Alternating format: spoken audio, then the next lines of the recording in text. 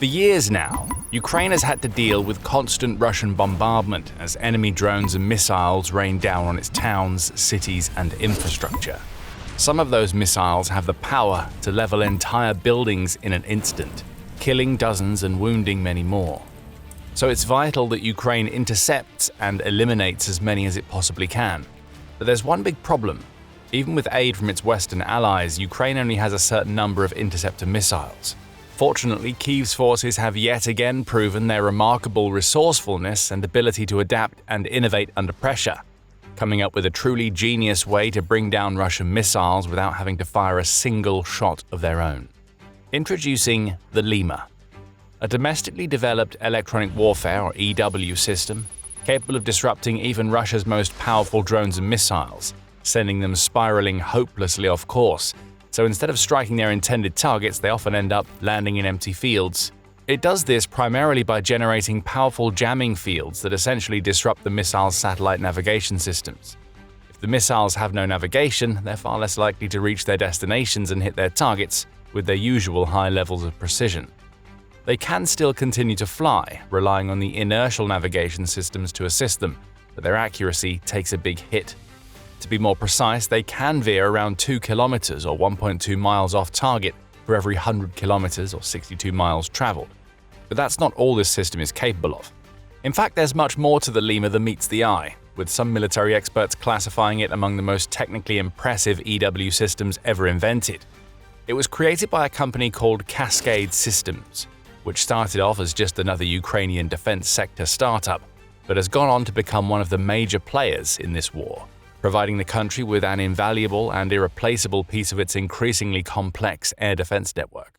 A representative from Cascade Systems, who also serves as a commander in the Night Watch, one of Ukraine's leading electronic warfare units, and goes by the nickname Alchemist, recently sat down with Politico to share fresh details about how the system works and why it's proven to be so effective.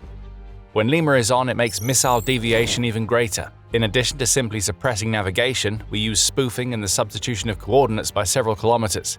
We can make their missiles fall in fields instead of hitting their targets. Here's a deeper explanation of how it actually works.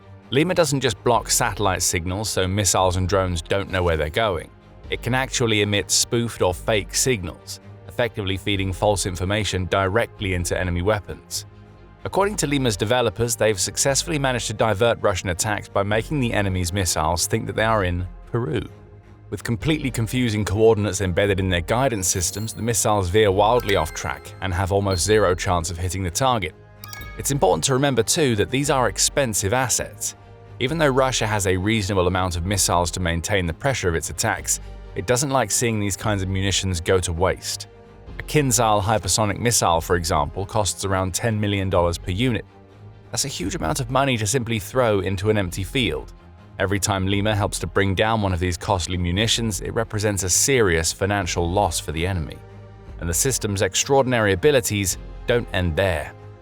During the Politico interview, Alchemist also revealed that Lima has the power to create invisible, but incredibly effective, dead zones around key areas like towns and cities.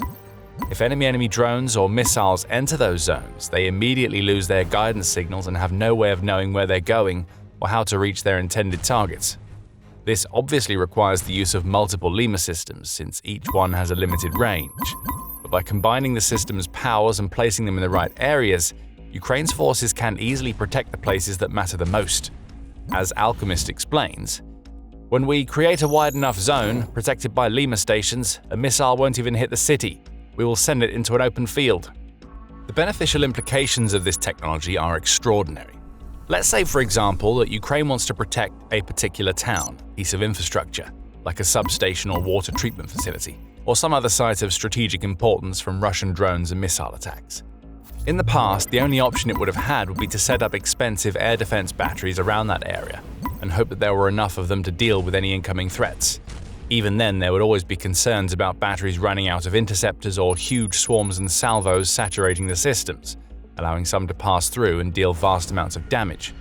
Plus, there would have to be entire teams of operators in place at all times, scanning radar screens and helping to repel enemy attacks. With Lima dead zones, however, all Ukraine's military has to do is place these systems in the correct locations, sit back, and watch as the EW technology nullifies any aerial threats that get too close. It's easy, autonomous, and extraordinarily efficient, and it's getting better all the time. In the past, for example, the Lima was highly effective against most Russian drones and some missiles, but struggled against some of the more heavy-duty munitions in the enemy's arsenal, like glide bombs.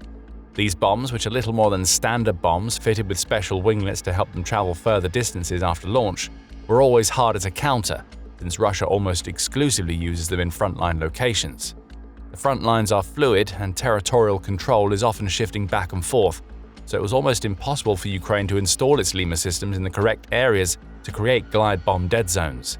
There was always a risk that Russian forces would move in, spot the systems, and take them out.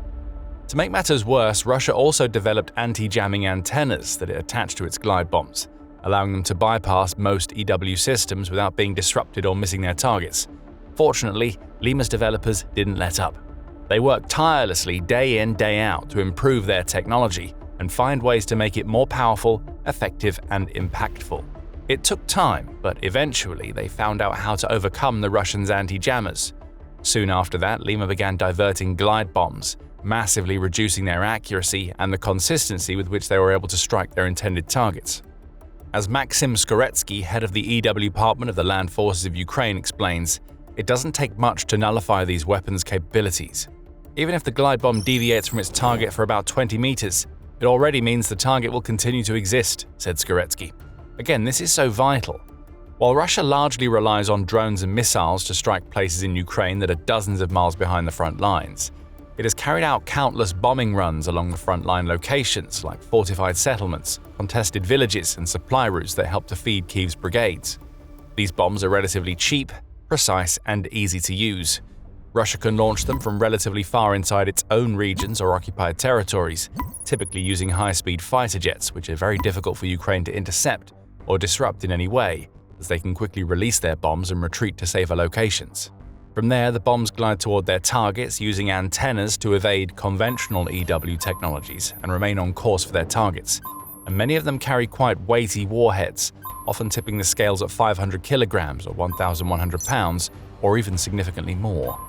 This allows them to deal massive damage on impact, obliterating bunkers, fortifications, trenches, and troop concentrations. Even if they're slightly off target, the impact of the shockwave can still be enough to deal serious damage and injuries to anyone in the area. However, thanks to the Lima, Ukraine can't completely counter the glide bomb threat, but it can significantly reduce it. That, in turn, should result in fewer losses on the front lines, while also making it much harder for Russia to penetrate the Ukrainian defensive lines and push on to make the territorial gains it needs to succeed. The Lima isn't perfect, however. Before we dig into some of the downsides and how Ukraine is addressing them, you are watching The Military Show, and if you haven't subscribed yet, now's the time. While the Lima's technical capacities are impressive, it's not a panacea for Ukraine's air defense problems. There are issues with relying too much on a system like this. The biggest of those issues is the fact that even if they've had their signals and guidance systems disrupted, jammed Russian drones, missiles, and bombs still need to fall somewhere and can still deal damage as a result. Missiles might miss their original targets by a few miles, but still end up spiraling into another building, for example. Drones can fall out of the air but land on houses and vehicles, and even bombs that land in farmers' fields can still generate enough force to damage local power lines. This is where conventional air defenses have the advantage. When you fire an interceptor missile at an incoming drone or missile, it usually blows up in the air. Some debris may still rain down onto buildings below, but it's usually in such small pieces that it doesn't deal anywhere near as much damage as if the whole missile had fallen instead. This is why Ukraine has to find the right balance between using EW systems like Lima while also making good use of the more conventional air defense batteries they've developed themselves and been given by Western allies. It can't rely too much on one system or the other, as both have their drawbacks and limitations. Conventional defenses, for example, are limited in terms of the actual number of targets they can counter in any given time, as well as the number of interceptors they can fire. Indeed, one of the big problems that Ukraine has faced over the course of the conflict so far is having to make do with limited stockpiles of interceptors for its most powerful defensive systems, like the Patriot. Even though the Ukrainian Ministry of Defense recently described the latest generation Patriot PAC-3 missile as the most effective interceptor for dealing with Russia's high-end missiles, The country has had to cope with relatively small amounts of these interceptors, so it can't simply fire them as and when it wants. It has to pick and choose its targets with care. What's more, interceptors are often incredibly expensive. A single PAC-3, for example, costs between $4 and $6 million. So there has to be a logical economic trade-off when using such an expensive asset.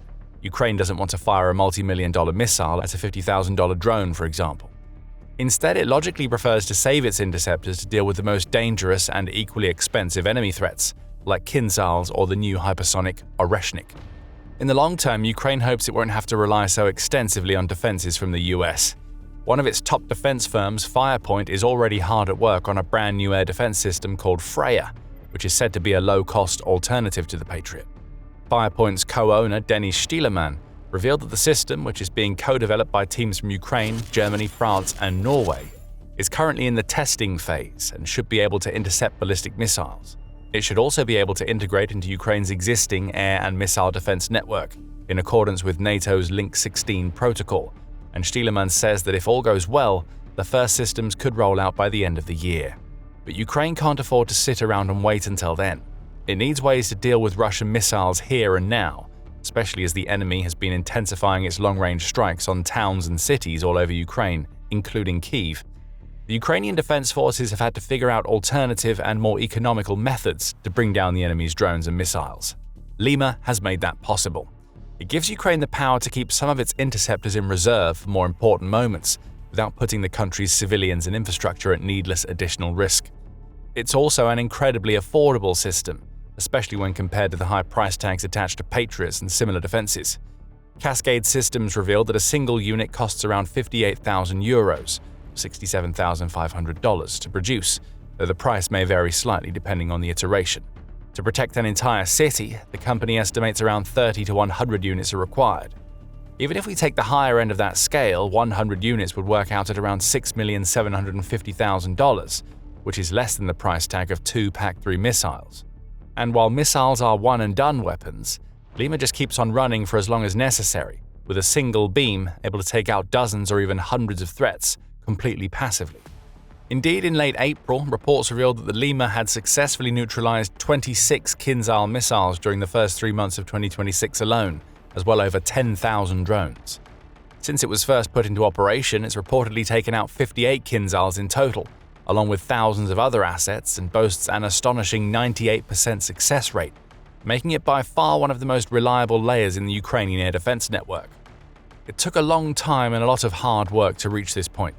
The developers told Politico that the earliest versions of Lima made their debut back in 2022, the opening year of the invasion, to help Ukraine's forces fend off Russian cruise missile strikes, but they were nowhere near as effective as they are today.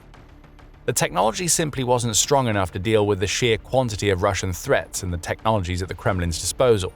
The Ukrainian government was doubtful that the system would ever be good enough. Still, Cascade Systems didn't give up.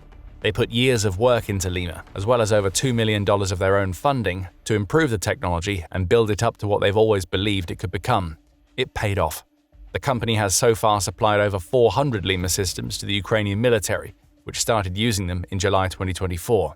In October 2025, Ukraine began using Limas to defend civilian infrastructure, and soon after that, Cascade received its first state contracts. Its systems are making a real difference on the battlefield and across Ukraine today, saving countless lives and causing billions of dollars worth of Russian hardware to go to waste. But the fight isn't over yet. The EW world is always evolving. When one side's engineers create a new jammer or disruptor, the other side's engineers get to work on ways to bypass it, and so on and so forth. It's an endless cycle, and one that we've seen play out throughout the war so far. When Ukraine first figured out how to use EW to disrupt enemy drones, for example, Russia started attaching special antennas to its UAVs to help them bypass the jammers. In response, Ukraine improved its technology, but Russia went further still. Both sides have been locked in an endless battle, always trying to one-up one another. And in early 2025, it looked like Russia had won. It deployed upgraded anti-jamming Kometa antennas that effectively made all of Ukraine's existing EW systems, including the earlier versions of Lima, obsolete. As Alchemist explains, that's when real life started. We were living in our lab, trying to crack the new Russian antennas. It took 3 months, but Lima's engineers figured it out in the end. They launched a new and improved version of their hardware, Lima Quant, which was specially designed to deal with Russia's latest EW defenses. Of course, it's perfectly possible and even probable that Russia will figure out another way to level up its drone and missile navigation systems in the weeks and months to come, but Cascade systems will be ready to rise to the challenge all over again. We constantly change Lima based on characteristics of Russian weapons, analyze hits, and provide recommendations to the general staff on where to put it and how. War evolves all the time. Fortunately, Lima is also evolving all the time. According to Skoretsky, the latest versions are even able to suppress Russia's speediest and most long-range threats, including ballistic missiles, which rely on the GLONASS satellite navigation system to find their targets. This in turn means that the Kremlin's commanders have fewer and fewer options at their disposal if they actually want their salvos to succeed. The vast majority of their drones are falling from the sky like flies. Their high-speed Kinzhals are being countered. And now even their most expensive aerial assets can be picked off and sent spiraling into fields or abandoned settlements, dealing no critical damage in the process. Slowly but surely, Russia's threat level is declining. You can learn more about how this is happening and how Ukraine is taking advantage of Russia's ongoing collapse in this video. Or for something completely different, check out this video to see how Kyiv's forces have started to use so-called slaughterbot drones to track down Russian troops in the field, lock onto their faces, and blow them away in the blink of an eye. Make sure to subscribe to the channel too for more videos just like this and more insightful analysis of the Russia-Ukraine war and other major conflicts worldwide. And thank you, as always, for watching.